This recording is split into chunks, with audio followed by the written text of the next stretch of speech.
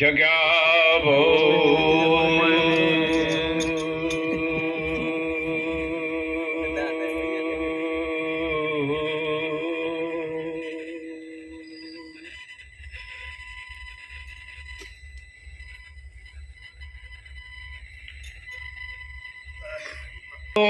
નહીં આ મનુષ્ય દેહનો મર શેરયનને કારણે કોટી બાંધ્યો કર તો તું આયો જગત મેં ન જગ હસે તું ક્યું રોય કરણી એસી કર ચલો કે આપ હસે જગરોય તો રામ નામ રઘુવंश मणि सकल पाप को नाश कार कंपे जम थर हरे ऐसो नाम नो प्रकाश तो राम नाम की फौज है संत साथों में महाभारी ऐजी जू जू करे मुकामा असत की करत है खुवारी श्यावर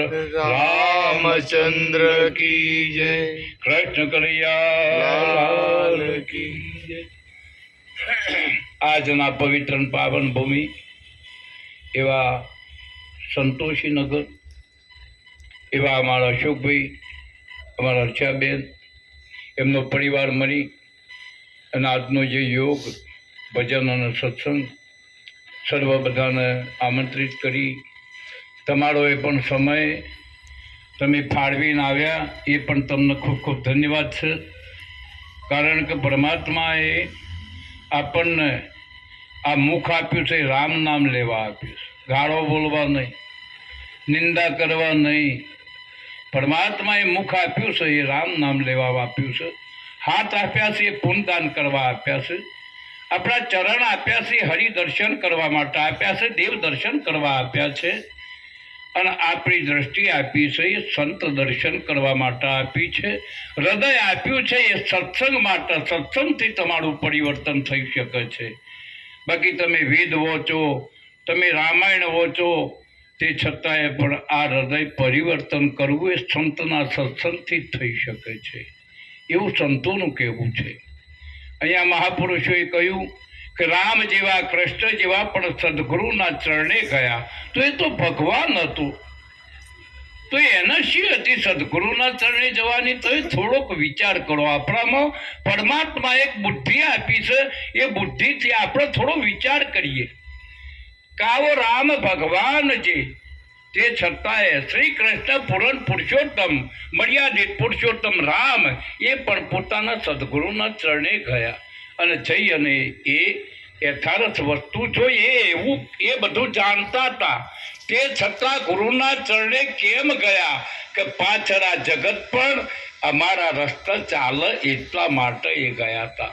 નહીં તો વશિષ્ઠ મહારાજ એવું કહેતા હતા કે એ ભગવાન કે હું ભગવાન જ્યારે શ્રી કૃષ્ણ પરમાત્મા જ્યારે સોંદીપની ઋષિના ઘેર જઈ અને પછી એ પોતે બહુ અભ્યાસ કર્યો અને ગુરુ મહારાજે બહુ વિદ્યા જ્ઞાન ગ્રહણ કર્યું.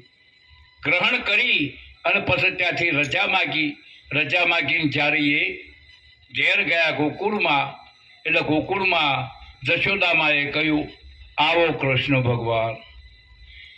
એટલે પછી ત્યાં આગળ નંદ બાવો કે આવો કૃષ્ણ ભગવાન કે અત્યાર સુધી મને કનૈયો કહેતા હતા, મને કૃષ્ણ કહેતા હતા, મને લાલો કહેતા હતા, તો ભગવાન ક્યારનું બની ગયું? એમને શંકા થઈ એટલે દોડ્યા પાછા સોંદીપની ઋષિના ગુરુના આશ્રમમાં. ત્યાં જઈને પૂછ્યું. એટલે ત્યાં ગયા એટલે બેઠા હતા ગુરુ મહારાજ. એટલે કે આવો કૃષ્ણ ભગવાન. એટલે પછી જશોદા પાસે જ્યારે કે અરે આપણા માતાજી પાસે કે ગુરુ માતા પાસે કે આવો કૃષ્ણ ભગવાન કે હું એ જ પૂછવા આવ્યો છું ક્યારનો હું ભગવાન બની ગયો. એટલે કે તે તને જાણ્યો એ દિવસે તું ભગવાન બની ગયો. આપણે બધાને જાણીએ છીએ પણ આપણને જાણતા નથી. સદગુરુના ચરણે જઈ અને પોતે પોતાને જાણી લે હું કોણ, હરિ કોણ. जैसे बुझत बाण सतगुरु को ढूंढत फिरे ताकू मोमोक्ष जान। જો પરિવર્તન ના આવે આપણામાં, સદગુરુના ચરણે જવાથી, સત્સંગ સાંભળવાથી આપણામાં પરિવર્તન આવે છે. અને પરિવર્તન એવું આવે છે કે આપણો સંસારની અંદર એક શાંતિ સ્થાપના થાય છે. જ્યાં સુધી સંતના શરણે નહીં જાઓ ત્યાં સુધી તમને કોઈ દાડો શાંતિ મળવાની નથી. આ નક્કી. તમે સપ્તાહમાં જાઓ ને તો સાંભળો ખરા, સાંભળીને તમે ઘેર આવો પણ પછી ભૂલી જવાના. આ કાને સાંભળ્યું, આ કાને. પણ સંતનો એક શબ્દ એવો છે કે એક 4 ચોર હતા. એટલે રાત્રે જ્યારે એના પિતાજીનો જ્યારે લઈ છેવટનું જ્યારે એ અંતિમ સમય આવ્યો એટલે 4ને ભેગા કર્યા. 4ને ભેગા કરીને કીકા મારી એક વાત માનજો કે હા કોઈ દાડો સત્સંગ ભજનમાં જતા નહીં. એ દુહાને ખબર હતી જો સત્સંગ ભજનમાં જશે અને જો આ ચોરી મૂકી દે તો બાળ બચ્ચા શું ખાય કે કહારું નહીં થઈ જાય. કોઈ દાડો સત્સંગ સાંભળતા નહીં કે કહારું. 4 નીકળ્યા. 4 નીકળ્યા એમાં 3 તો એટલે કથક ચાલતી હતી એટલા અહીં ઓગળી નાખી દીધી. 2 કાનો સંભળાય નહીં. પણ છેલ્લો જે હતો એને કાંટો વાગ્યો. હવે બોલો શું કરવું? એક આંગળી કાઢવી જ પડે. કાંટો કાઢવા ગયો ત્યાં આગળ એક જ શબ્દ આવી ગયો, સત્ય બોલવું. એટલે એને તરત જ આંગળી નાખી તો દીધી પણ પેલું મનમાં આવી ગયું, સત્ય બોલવું, સત્ય બોલવું, સત્ય બોલવું.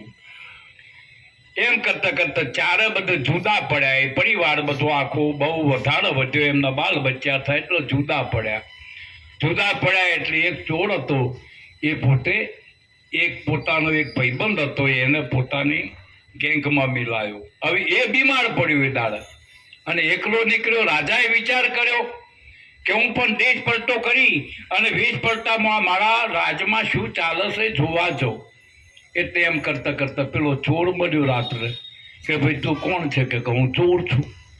કારણ કે એને પેલો શબ્દ સાંભળ્યો તો કયો? સત્ય બોલવું. રાજા કે ચોર કોઈ દાડો એવું ના કે હું ચોર છું. કે તમે કે હું એ ચોર છું.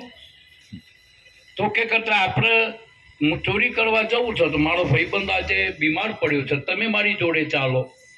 રાજા કે ચાલો. પણ કે આપણે ચોરી એવી કરીએ કે રાજમાં ચોરી કરીએ, કોઈ દિવસ ભૂખ રહે નહીં. પણ કે રાજમાં ચાવીઓ ક્યાં હોય, ક્યાંથી જવાય? કે બધું હું જાણું છું. પોતે રાજા જ હતો એટલે ગુપ્ત દરવાજાથી અંદર ગયા. રાજાનો ઢોડિયો ખાલી હતો, ચાવીઓ લટકાયેલી હતી. તરત જ ભંડારો ખોલ્યો અને એમાંથી 4 રતન પડ્યા હતા. કેટલા? 4 રતન. એક રતનની કિંમત 1.25 લાખ રૂપિયા. એટલે પેલા ચોરે કહ્યું કે આપણે એક કામ કરીએ, આપણે 4 લેવાય, 2 જ લેવાય. એટલે 2 રતન લીધા, એક તમારું ને એક મારું. અને ભંડારો બંધ કરી અને હવના રસ્તો પડી ગયા. હવે બીજા દિવસ બૂમ પડી, રાજમાં ચોરી થઈ, રાજમાં ચોરી થઈ, રાજમાં ચોરી થઈ. મુનિમજી આયા, તપાસ કરો, તાળા તૂટેલા છે. ત્યાં આગળ તપાસ કરી અને જોયું. એટલે કે ભાઈ શું ચોરાયું? એટલે મુનિમ કે 4 રતન ચોરાયા. કેટલા ચોરાયા હતા? કેટલા? 2. રાજાને ખબર પડી કે ચોર તો ઘરમાં છે. એટલે પછી તરત જ બીજા દિવસે કે હારું તારા તપાસ કરો, ચોર કોણે ચોરી કરી. પેલા ચોર જયારે હોય ને ત્યારે એકબીજાનું એડ્રેસ આપે. એટલે પેલા ચોરે એડ્રેસ આપેલું કે આ જગ્યાએ હું રહું છું, આપણે પાછા ભેરા થાવું. એટલે તરત સૈનિકોને મોકલ્યા.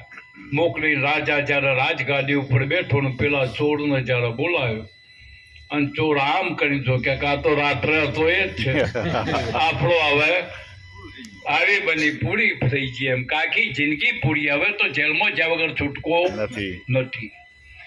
એટલે પછી મુનિમ બેઠા હતા, કોઈને જવા ના દીધા ત્યાંથી રાજમાંથી.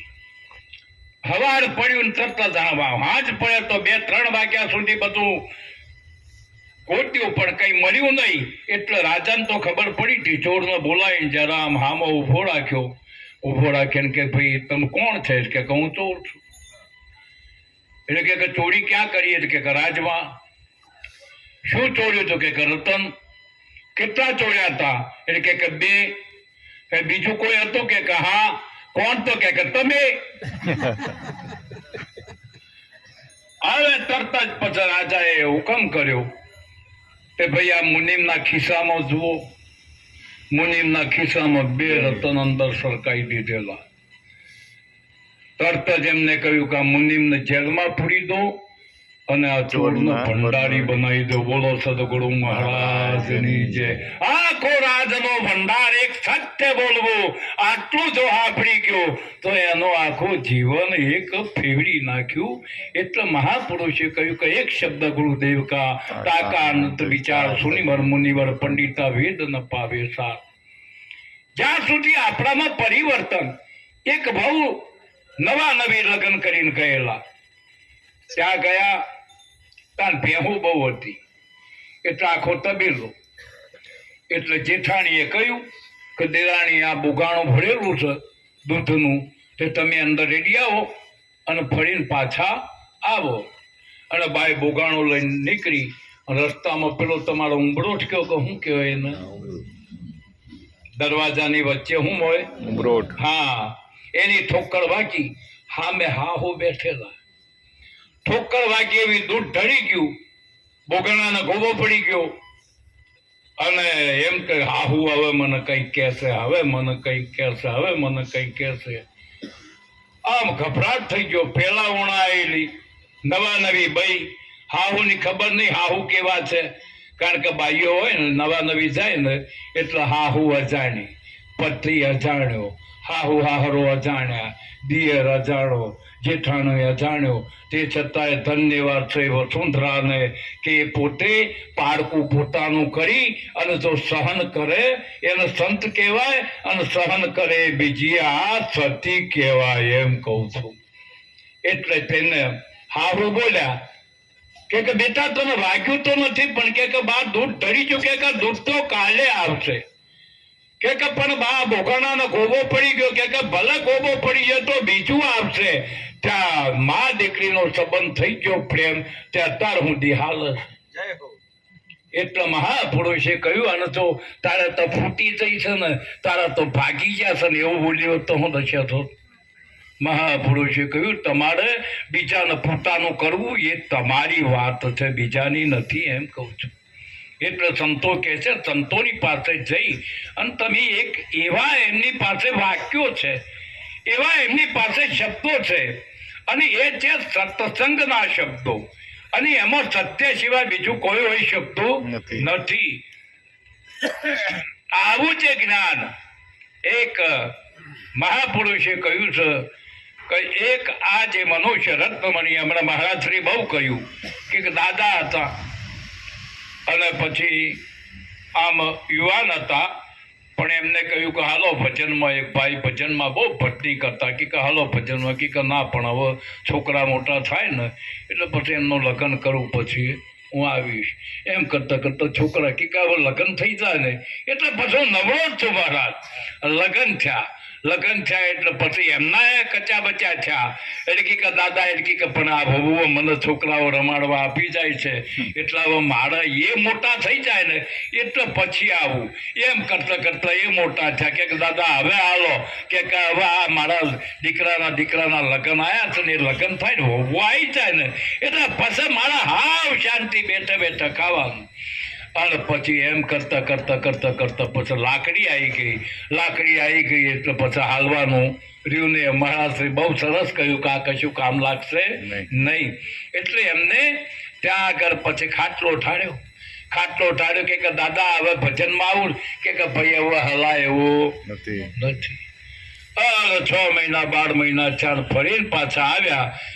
એટલે કે દાદાને અહીંયા ખાટલી હતી કે તો વયા ગયા કે આમ હા મેં મગફળીનો પેલી માંડવી કહો ને તમે, માંડવીનો ઢગલો પડેલો તેના ઉપર બિલાડો બેઠેલો.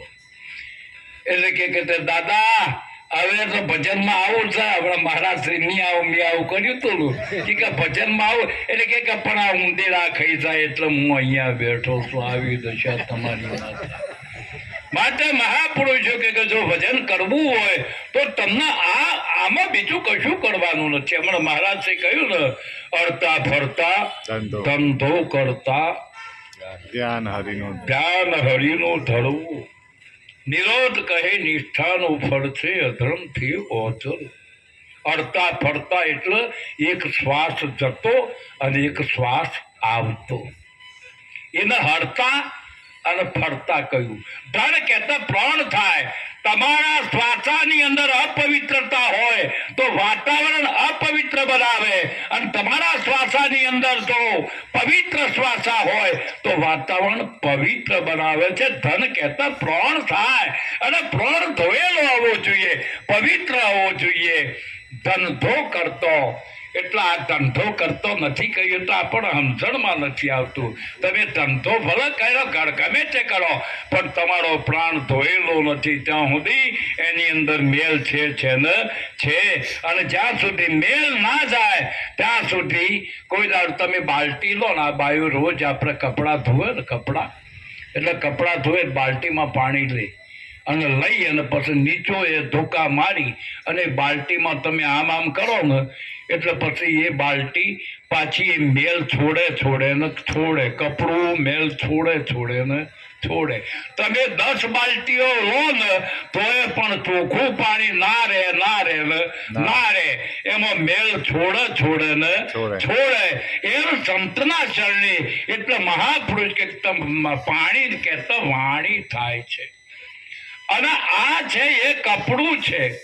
અને સંતની વાણીમાં તમે જો ધોવો, જો એ ગંગાનો નિર્મળ તમે લાવ તો તમારામાં મેલ છૂટ એ વાણી એવી છે એમ કહ્યું છે મહાપુરુષે. એટલે અહીંયા એક જેસલ જેવો તોરલે 3 નર તાર્યા, 64નો સધીર, જેસલ જગનો ચોરટો જેને પલમાં કીધો પીર. 64 મહાન એક વ્યભિચારી હતો. અને એક ચારણ જ્યારે જેસલના માતા પિતા પાલક માતા પિતા હતા, અને ત્યાં જઈ, અને બહુ લાંબી વાત નથી કરી પણ ટૂંકમાં સમજાવું તમને, તો ત્યાં જઈ અને એક ચારણે જોઈ એટલે પદમણી નાળ કોને કહેવાય કે જેનો ચોટલો હોય ને એ હાથોડ ઊંધી હોય એને પદમણી નાળ કહેવાય. એટલે આ નાળને જોઈ અને ચારણે 64ના ત્યાં વખાણ કર્યા. એમ કહું વખાણ કર્યા એટલે એને માગણી કરી એટલા તરત તોરલના માતા પિતા વિચારમાં પડ્યા કે હવે આવી ફૂલ જેવી દીકરીને આવો વ્યભિચારી આ ઠાકોર 64 કાઢી અને એને કેવી રીતે આપવી. એટલે બહુ મૂંઝાયા, કંઈ બોલ્યા નહીં. એટલે ફરીને સમાચાર મોકલ્યા, અમારું માગું સ્વીકારો ને તો ધડ મસ્તક જોધું અને હું તોરલને લઈ જઈશ. તોરલને પોતાના જો દીકરી હોય ને તો પોતાના માતા પિતાના મુખ ઉપરથી એ દીકરીને ખબર પડી જવી જોઈએ. એનું નામ દીકરી કહેવાય કે પિતાજી કેમ આજે તમે ઉદાસ લાગો છો, માતાજી કેમ તમે ઉદાસ લાગો છો. અને ઉદાસીનતા જો દીકરી ના કાઢે તો એનો પેટ જન્મ લેવો પણ મહાપુરુષ હોય, પુત્ર હોય કે પુત્રી હોય, પોતાનો દીકરો હોય કે દીકરી હોય, પણ પોતાના બાપના મુખ ઉપરથી એને ખ્યાલ આવી જવો જોઈએ કે મારા પિતા મારા જન્મદાતા છે, એમને શું તકલીફ છે. જ્યારે તોરલે કહ્યું કે બેટા કહેવાય એવું નથી. કે કેમ પણ એટલે કે કશું બોલાય એવું નથી. કે મને નહીં કહો તો બીજા કોને કહેશો. એટલે કે તારી માગણી 64એ કરેલી છે. એટલે 64નું આ જાણતી હતી તોરલ કે બાપુ આપી દો, પણ કે એ વ્યભિચારી છે કે ભલે ગમે તેવો છે પણ તમે મને એને આપી દો. તરત જ માગું સ્વીકારી લીધું. તોરલ જ્યારે ત્યાં જઈને એ વખતના સંસદીઓ જ્યારે તોરલમાં મોહ પામ્યો હતો અને એ વખતના બાથ પડવા જાય ત્યાં કેટલી તોરલો થઈ જઈ. જ્યાં બાથ પડો તો હવા, જ્યાં બાથ પડો તો હવા. એ સંસદિયા તું જાગ જાગ જાગ. આ મનુષ્ય જન્મ તને ભોગો ભોગવવા માટે તને નથી મળ્યો. તને પરમાત્માની પ્રાપ્તિ કરવા માટે તને આ એક મહામૂલો અવતાર તને મળેલો છે. એટલે કે તોરલ હવે મને રહેવાતું નથી. હવે તું મને ઉપદેશ કર કે હું પત્ની નારી છું, હું તમારો ગુરુ બની શકતી નથી. એ વખતના હુકમસિંહ પાસે જઈ અને એમને ઉપદેશ અપાયો સોંસઠિયાનો. એટલે એને જ્યારે પોતાના પત્ની એટલે સોંસઠિયો જ્યારે મહાન એક ભક્ત થઈ ગયા પછી તોરલના પોતા નારી નરને તારે, નર નારીને ના તારે, પણ નારી નરને તારે. પણ નારીઓ કેવી હોય, જેવી વસુંધરા એ કેવી હોય કે જે સહન કરે એની એ નારી. આ ભૂમિ છે, એ ભૂમિ ઉપર તમે ગમે એટલું કરો. ખૂંદી તો ધરતી ખમે, વાટી ખમે વંદરાઈ, વેણ કવેણ તો મારા સંત ખમે, જેમ સાગર નીર સમાઈ. એ વખતના પછી જ્યારે સોસઠિયાએ કહ્યું કે આ કાઠિયાવાડમાં બે કાળ છે, એક તો છે સધીરો અને એક છે જેસલ. આ બે મહાન દુષ્ટો છે, એટલે એમને તું તાર અને એમને તું તારા કાબુમાં કર. પોતાની પત્નીને પોતાના પતિ મોકલે છે. એ વખતના એ જેસલ પાસે જાય છે. જેસલ બરાબર જ્યારે એને તોરલના સામે ગયો, જે જેસલ બારવટીયો એવો હતો કે પુરુષ સામે જાય ને તો થર કોપે. એક નારીમાં કેટલી તાકાત હતી કે એ પોતે એક જેસલ એક લૂંટારાના સામે, પાપીના સામે જઈને ઊભી રહી. ઊભી રહી અને સંતની દ્રષ્ટિ એવી હોવી જોઈએ કે પાપી હોય, માર કરતો આવ્યો હોય, પણ એની દ્રષ્ટિ હમ તાકે ને તો એના ધ્યાન નીચે પડી જવા જોઈએ. હું એમ કહું છું, આટલી બધી એની સંતની દ્રષ્ટિમાં એટલું તેજ હોય છે. જ્યારે તોરલની દ્રષ્ટિમાં તાક્યો ને ત્યાં તો પેલો જાડેજો કોપવા મોડ્યો. એટલે કે હવે મને બચાય, હવે મને આમાંથી કાઢ. એટલે કે જાડેજા, અરે પાપ તારું એ પ્રકાશ જાડેજા, પાપ તારું પ્રકાશ રે, એ તારી બેડલીને બુડવા નહીં દઉં. એ જેમ તોરલ કે છે અને જેટલા માથાના અરે અવારે તોરી રાણી, જેટલા માથાના અરે વાર રે, અરે એટલા કુકરમો મેં કર્યા. એ જેમ જેસલ કે છે જેટલા માથાના બાલ એટલા કુકરમો. પછી એને ભલે એ બધું કહ્યું, એને ભાણેજુ દુભાયા, નામ દુભાયા, હરણા માર્યા. આપણે ટૂંકમાં બતાવી દઈએ કે જેટલા માથાના બાલ છે એટલા કુકરમો મેં કર્યા છે. કે ભલે કર્યા. જ્યાં નાવમાં બેઠા પણ નાવ આને બધું પાપ પ્રકાશ કરી દીધો, પણ નાવ ડોલતું બંધ થતું નથી. એ જેસલ હજી તારા મનમાં કંઈક છે કે મારા મનમાં હવે કંઈ નથી. મેં જેટલું હોય એટલું એ તોરલ કહી દીધું છે કે જો કંઈ ના હોય તો નાવ સ્થિર થઈ જાય, પણ નાવ ડોલતું જ જાય છે. માટે હજુ પણ કે અને જો આ નાવ ડોલશે ને અધ વચ્ચે જો જશે ને તો તારા બુડવા વાળો છે. એ વખતના તને કોઈ બચાવવા વાળું નથી. એ વખતે તોરલે જ્યારે જેસલ વિચાર કરે છે કે મેં કશું બાકી નથી રાખ્યું, મારા મનમાં શું છે. તારે એની ભાભીએ મેણું માર્યું હતું, પોળી ગોળી અને તલવાર. એટલે સામે જોયું એટલે કે હજી તોરલને પામી અને મારા ઘેર લઈ જેવી છે એવો મારામાં જે વિચાર છે એ વિચાર ગયો નથી. અને સામે મારા ગુરુ બેઠા છે અને હું તો એમનો શિષ્ય છું. એમ કરીને જ્યારે એમને દ્રષ્ટિ કરી એ વખતમાં નાવ બિલકુલ સ્થિર થઈ ગયું.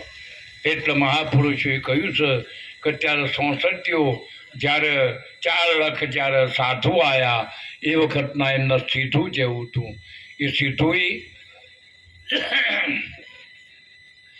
સતી તોરલ હતા શાણા, સતીરાને બોલે બંધાણા, અંગ અડાડે મૂકી લાજાતા દાણા રે, એ ભક્તિને માટે અરે અંગરે અડાડે મૂકી લાજાતા દાણા રે, એ ભક્તિને માટે.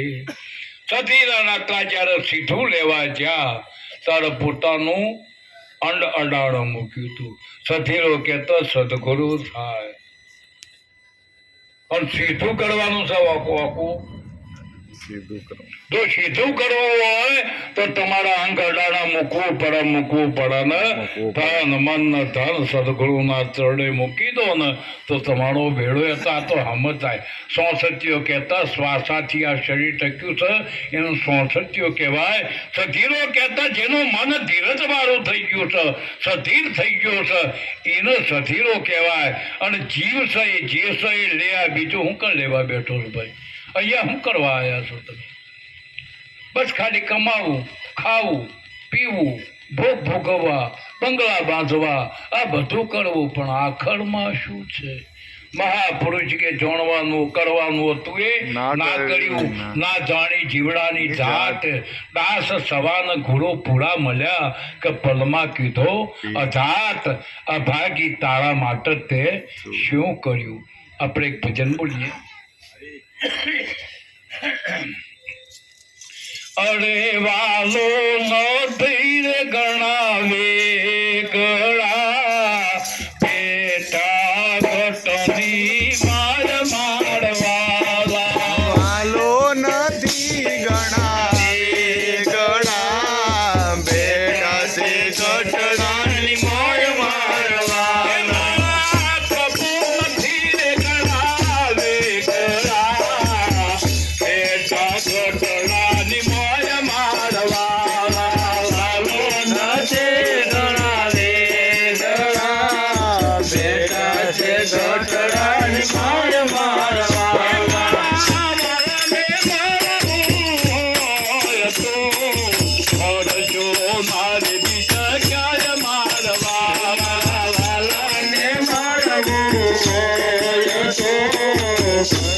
સોના બીજે ક્યાંય